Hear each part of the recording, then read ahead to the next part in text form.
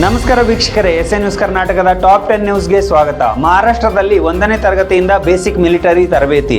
ಮಹಾರಾಷ್ಟ್ರದಲ್ಲಿ 1ನೇ ತರಗತಿಯಿಂದ ವಿದ್ಯಾರ್ಥಿಗಳಿಗೆ ಮೂಲಭೂತ ಮಿಲಿಟರಿ ತರಬೇತಿಯನ್ನು ನೀಡಲಾಗುವುದು ಎಂದು ರಾಜ್ಯ ಶಾಲಾ ಶಿಕ್ಷಣ ಸಚಿವ ದಾದಾ ಭೋಸ್ಲೆ ತಿಳಿಸಿದ್ದಾರೆ. ಲಕುಂಡಿಯಲ್ಲಿ 2ನೇ ಬಾರಿಗೆ ಉತ್ಖನನ. ಪುರಾತತ್ವ ಇಲಾಖೆ ನಿವೃತ್ತ ವಿಜ್ಞಾನಿ ಕೇಶವ್ ನೇತೃತ್ವದಲ್ಲಿ ಕಾರ್ಯ ಏನು ದೊರೆಯಬಹುದು? ಕಾತುರ ಹೆಚ್ಚಿಸಿದ ಕುತೂಹಲ. ಕಮಲ್ ಹಾಸನ್ ಕನ್ನಡ ವಿವಾದ, ಹೈಕೋರ್ಟ್ ಮೊರೆ ಹೋದ ನಟ. ಕಮಲ್ ಹಾಸನ್ ಅವರ ಥಗ್ ಲೈಫ್ ಚಿತ್ರ ಕನ್ನಡ ವಿವಾದ ಹಿನ್ನೆಲೆಯಲ್ಲಿ ಅವರು ಹೈಕೋರ್ಟ್ ಮೊರೆ ಹೋಗಿದ್ದಾರೆ. ನೀವು ಮಾಡಿರುವ ತಪ್ಪಿಗೆ ಕೋರ್ಟ್ ರಕ್ಷಣೆ ನೀಡಬೇಕಾ? ಕ್ಷಮೆ ಕೇಳದಿದ್ರೆ ಬಿಡಿ ಎಂದು ತರಾಟೆಗೆ ತೆಗೆದುಕೊಂಡಿದೆ ಕೋರ್ಟ್. ಬಾಲಕಿ ಮೇಲೆ ಸಾಮೂಹಿಕ ಅತ್ಯಾಚಾರ, ಆರೋಪಿಗಳು ಬಂಧನ. ಕರ್ನಾಟಕದ ಒಂದು ಗ್ರಾಮದಲ್ಲಿ ಬಾಲಕಿ ಮೇಲೆ ಸಾಮೂಹಿಕ ಅತ್ಯಾಚಾರ ಎಸಗಿದ ಆರೋಪಿಗಳು ಬಂಧನಕ್ಕೊಳಗಾಗಿದ್ದಾರೆ ಎನ್ನುವಂತಹ ಮಾಹಿತಿ ಸಿಕ್ಕಿರುವಂತದ್ದು.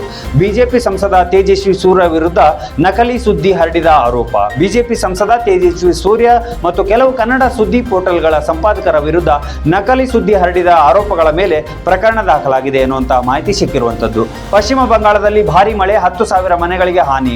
ಮಣಿಪುರದಲ್ಲಿ ಸುರಿದ ಭಾರಿ ಮಳೆಯಿಂದಾಗಿ 10,477 ಮನೆಗಳು ಹಾನಿಗೀಡಾಗಿದ್ದು 56,000ಕ್ಕೂ ಹೆಚ್ಚು ಜನರು ಸಂಕಷ್ಟಕ್ಕೀಡಾಗಿದ್ದಾರೆ ಎನ್ನುವಂತ ಮಾಹಿತಿ ಸಿಕ್ಕಿರುವಂತದ್ದು. ಬೆಂಗಳೂರು ಸೇರಿದಂತೆ 18 ಜಿಲ್ಲೆಗಳಿಗೆ ಮಳೆ ಎಚ್ಚರಿಕೆ.